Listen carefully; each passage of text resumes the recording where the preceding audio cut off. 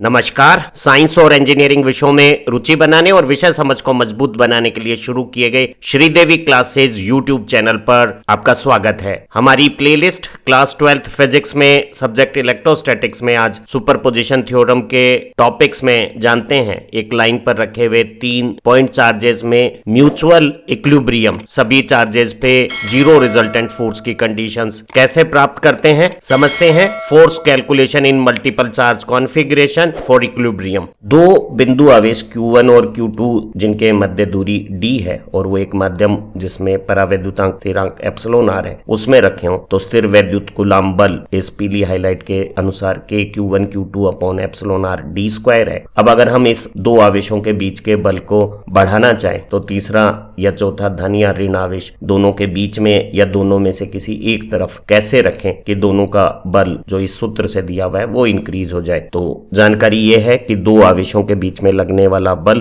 केवल दो आवेश, उनकी दूरी और माध्यम पर निर्भर करता है, वो तीसरे या चौथे आवेश की पोलैरिटी, मैग्नीट्यूड या पोजीशन पर निर्भर नहीं करता है। और यही तथ्य आधार है अध्यारोपण सिद्धांत या सुपरपोजिशन थ्योरम का। जब हम एक आवेश पे एक से अधिक आवेशों के कारण बल की गणना करना चाहते हैं तो दो आवेशों के बीच लगने वाले इस कूलम्ब सूत्र का बार बार इस्तेमाल करके हम अध्यारोपण सिद्धांत से किसी एक आवेश पे एक से अधिक आवेशों का परिणामी बल ज्ञात कर सकते हैं। अध्यारोपण सिद्धांत अनुसार इस प्लस Q आवेश पे Q1, Q2, Q3 और Q4 की संयुक्त उपस्थिति के कारण जो परिणामी बल होगा वो अकेले Q1 के बल, अकेले Q2 का बल, अकेले Q3 का बल और अकेले Q4 का बल जो हमने ज्ञात किया उन सबको सदिश रूप से जोड़ने पर प्राप्त किया जा सकता है। यानी कुल बल अलग अलग बलों का योग होगा। और क्योंकि बल एक सदिश राशि है तो इस योग को सदिश नियमानुसार निकालना होगा। और अगर आवेश एक ही सरल रेखा पे हो तो लगने वाले बल एक ही रेखा पर आने पर सीधे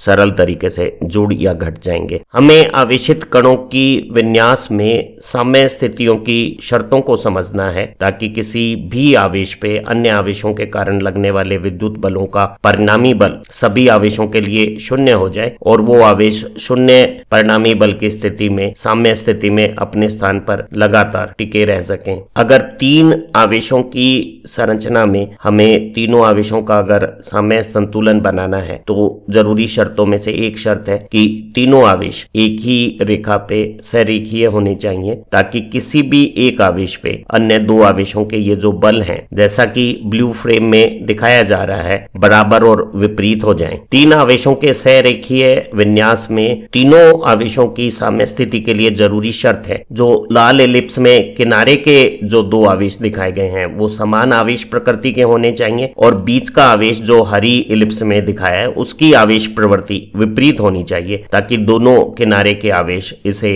अपनी अपनी तरफ जब आकर्षित करें तो दोनों बल विपरीत दिशा में आकर इसके संतुलन की स्थितियां बना सकें। अतः दो शर्त हो गई, तीनों आवेश एक ही रेखा में स्थित होने चाहिए, किनारे के दोनों आवेश समान ध्रुवता के और बीच का आवेश विपरीत ध्रुवता का होना चाहिए। अगर किनारे के दोनों आवेश समान मान के नहीं है और एक बड़ा है C स्थिति का और A स्थिति का आवेश अगर छोटे मान का है तो बीच का आवेश छोटे मान के नजदीक होगा ताकि छोटे मान से भी इस मध्य आवेश पे जो आकर्षण बल बन रहा है वो बड़े मान के आवेश के बराबर हो जाए। तो जो बीच का आवेश है उसकी स्थिति छोटे मान के आवेश के नजदीक होगी और हम अध्ययन में पाएंगे कि अगर इस आवेश से दूसरा आवेश m गुना बड़ा है तो इन दूरियों के बीच में अनुपात 1:√5 होगा। और ये जो छोटा आवेश है वो सभी आवेशों में सबसे कम मान का होना जरूरी है ताकि ये दोनों आवेश जो दूर रखे हुए हैं वो जितना परस्पर प्रतिकर्षण बनाएंगे उसी के बराबर आकर्षण बल ये छोटा मान नजदीक स्थितियों में होने पर बना पाए। तो इस बीच के आवेश का मैग्नीट्यूड सबसे छोटा होगा। इस बीच के आवेश की उल्टी ध्रुवता के साथ मान इस संबंध से दिया जाएगा। दो बिंदु आवेश प्लस Q मान और प्लस MQ मान एक दूसरे से कैपिटल D दूरी पर रखे हुए हैं। हमें इस तीसरे आवेश की स्थिति, मान, ध्रुवता ज्ञात करनी है ताकि ये तीनों आवेशों का तंत्र साम्य स्थितियों में बना रहे। और हमें मालूम है सभी पर अन्य दो आवेशों के बल विपरीत दिशाओं में हों। इसके लिए जरूरी है कि तीनों एक ही रेखा पर हों, किनारे के दोनों आवेश समान प्रकृति के हों, बीच की स्थितियों में रखा हुआ आवेश विपरीत प्रकृति का होना चाहिए। अगर इन दोनों के मान बराबर नहीं है तो बीच का आवेश छोटे मान के आवेश के नजदीक रखा जाएगा और इस बीच के आवेश का मान सबसे कम होगा। इन गणनाओं को समझ लेते हैं। माना प्लस Q और प्लस MQ की D दूरी के बीच में एक माइनस Q आवेश प्लस Q आवेश से स्मॉल d दूरी पर रखा हुआ है, और अब ये तीनों आवेशों का तंत्र अगर साम्य स्थिति में है और हमें इस स्मॉल q की मान और दूरी ज्ञात करनी है, तो पहले हम ये दूरी ज्ञात कर सकते हैं। और उसके लिए हमें स्मॉल q पर दोनों किनारे के आवेश A का आकर्षण बल Fa और C के आकर्षण बल Fc के साम्य स्थिति समीकरण को हल करना चाहिए। और इस साम्य स्थिति समीकरण में हल करते समय अगर हमें स्मॉल q की वैल्यू भी ज्ञात नहीं है, तब भी हमें स्मॉल d का मान ज्ञात हो जाएगा।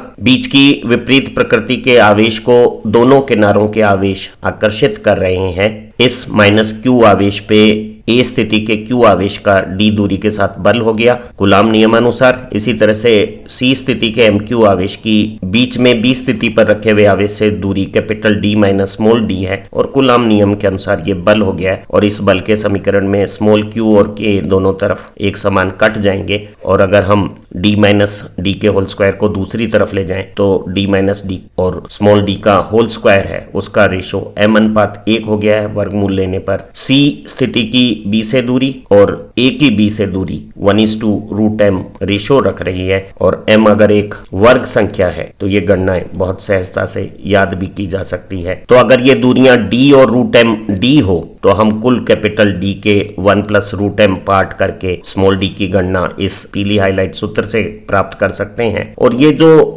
माइनस q आवेश की स्थिति आई है, ये माइनस q के मान पे निर्भर नहीं करती है, ये केवल दोनों किनारों के आवेशों के अनुपात m पर निर्भर करती है। एक बार जब बीच में रखे हुए आवेश की ये जो स्थिति B है उसकी A से दूरी या C से दूरी ज्ञात हो गई है, तो हम इस स्मॉल q का मान भी ज्ञात कर सकते हैं। स्मॉल q का मान ज्ञात करने के लिए हमें किनारे पे रखे हुए इन दो आवेशों में से किन्हीं एक आवेश पे साम्य समीकरण को समझना चाहिए। और अगर हम स्थिति A के आवेश की साम्यावस्था को देखें तो ये A आवेश C जो समान प्रकृति का आवेश है उससे प्रतिकर्षित हो रहा है, और बीच में रखा हुआ विपरीत प्रकृति के आवेश से आकर्षित हो रहा है। दोनों बल अगर बराबर मान के हों तो ये साम्य स्थिति में रहेगा, और ये साम्य स्थिति समीकरण इस कैपिटल Q पे बीच के स्मॉल q की D दूरी है और किनारे के MQ आवेश की दूरी कैपिटल D है। दोनों के बल अगर बराबर कर लें तो K और कैपिटल Q अगर कट जाए तो ये जो स्मॉल q है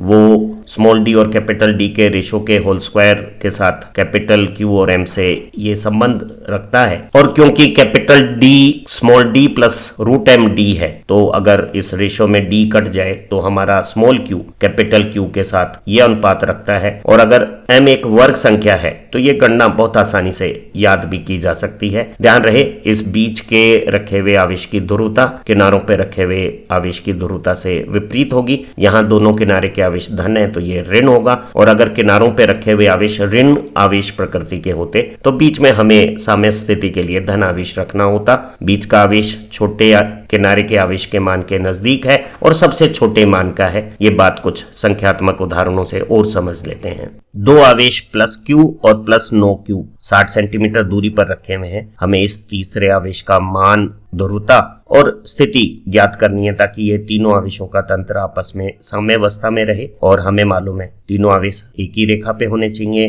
किनारे के आवेशों से बीच के आवेश की आवेश प्रवृत्ति विपरीत होनी चाहिए, तो बीच का आवेश ऋण प्रकृति का होना चाहिए। इसका मान बाद में ज्ञात होगा, इसकी स्थिति पहले ज्ञात हो जाएगी, और स्थिति ज्ञात करने के लिए इस बीच के आवेश पे दोनों आवेशों के बलों का जो आकर्षण प्रकृति के हैं, जो विपरीत दिशाएं बन रही है, उसका साम्य स्थिति निकालनी होगी। साम्य स्थिति के लिए दोनों बल बराबर मान के होने चाहिए, तो बीच के आवेश Q पर किनारे के स्मॉल q आवेश जिसकी दूरी d है उसका बल इस पीली हाईलाइट में आ गया है। इसी तरह से दूसरे किनारे के नो q आवेश की दूरी जो 60-d सेंटीमीटर हो गई है उसके साथ बल ये आ गया है। यहाँ सेंटीमीटर को मीटर में बदलने के लिए जो गुणक हर में 10⁻⁻⁴ हम दोनों तरफ रखेंगे वो कैंसिल आउट हो जाएगा, तो उसे यहाँ लिखने की जरूरत नहीं है। और अब हल करने पे d सीधा सेंटीमीटर में आ जाएगा। k स्मॉल q और कैपिटल Q दोनों तरफ से जब काट दिए गए हैं तो बड़ी आवेश से जो दूरी है 16-d और छोटे आवेश से जो दूरी है उसका वर्ग दोनों आवेशों के अनुपात के अनुसार 9:1 हो गया है। 9 क्योंकि वर्ग संख्या है तो वर्गमूल लेने पर ये अनुपात 1:√m के अनुसार 1:3 हो गया है। तो कुल दूरी 60 सेंटीमीटर के अगर हम 4 अंश करते हैं 1:3 के अनुसार तो 1 अंश 15 सेंटीमीटर स्मॉल डी का मान हो गया है। एक बार जब इस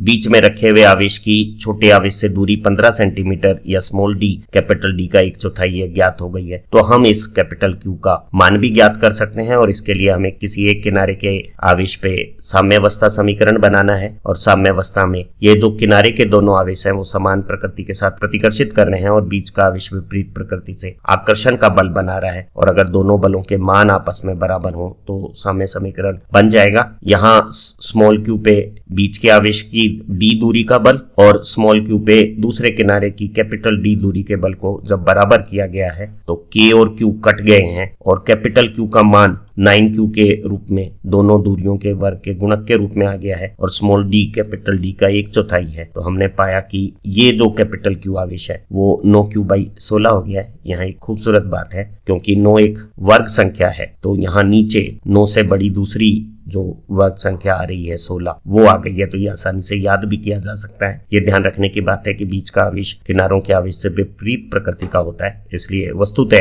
कैपिटल क्यू का मान -9q/16 है और ये सभी आवेशों में सबसे छोटा भी हो गया है। वस्तुनिष्ठ प्रकार की प्रतियोगी परीक्षाओं में इस तरह के 3 आवेशों के तंत्र की साम्यावस्था के समीकरण बार बार पूछे जाते हैं और अगर एक आवेश से दूसरा आवेश m गुना बड़ा हो तो दूरियों का अनुपात 1:√m इस स्मॉल डी को कैपिटल डी का 1+√m फ्रैक्शन बना देता है और इस बीच के आवेश का मान दूसरे आवेश mq के साथ जो नेक्स्ट बड़ी स्क्वायर नंबर है उसके साथ अनुपात हो जाता है। जब हमने 9q के साथ किया था तो ये अनुपात 1:3 हो गया था, डी का चौथाई हिस्सा स्मॉल डी हो गया था और ये आवेश 9/16 capital Q with opposite polarity हो गया था। इसी तरह से अगर ये आवेश q और 4q हो m 4 हो तो ये अनुपात 1:√m 1:2 हो गया है। कुल दूरी 60 सेंटीमीटर के अगर हम 3 हिस्से करें तो ये दूरी 20 सेंटीमीटर हो गई छोटे आवेश से और बड़े आवेश से ये दूरी 40 सेंटीमीटर हो गई है और इस बीच के आवेश का मान mq 4q के बाद जो बड़ी वर्ग संख्या है 9 उसका भाग देने पे आ गया है विपरीत ध्रुवता के साथ। इसी तरह से अगर ये q और 16q हो m 16 हो तो ये अनुपात 1:√m 1:4 हो गया है। कुल 60 सेंटीमीटर के 5 हिस्से किए गए तो ये दूरी 12 सेंटीमीटर और दूसरा बड़े आवेश से दूरी 48 सेंटीमीटर हो गई है और अब बीच के आवेश का मान mq और इस m से बड़ी जो स्क्वायर संख्या है 25 16 के बाद उसका अनुपात हो गया है विथ नेगेटिव साइन। इसी तरह से 25q के साथ ये अनुपात 1:5 60 के 6 हिस्से करेगा तो स्मॉल डी को 10 सेंटीमीटर बनाएगा और बीच के आवेश का मान 25/36q विथ नेगेटिव साइन आ जाएगा। तो हम इस तरह के अंकित प्रश्न अगर परीक्षाओं में पूछे जा सकते हैं तो बहुत तेजी से उत्तर दे सकते हैं। उम्मीद है इस लर्निंग वीडियो से इलेक्ट्रोस्टैटिक्स में फोर्सेस के सुपरपोजिशन की आपकी प्रैक्टिस काफी इंप्रूव हुई होगी और 3 चार्जेस का सिस्टम एक ही लाइन पे सभी का इक्विलिब्रियम किस तरह से मेंटेन करता है ये तथ्य और रिलेटेड न्यूमेरिकल्स आपको बहुत आसानी से समझ में आ गए होंगे। आपकी फिजिक्स की समझ बेहतर बने, कंपटीशन परीक्षाओं में आपको भारी सफलता मिले, इन्हीं उम्मीदों के साथ फिर मिलते हैं एक नई लर्निंग वीडियो के साथ। Thank you very much.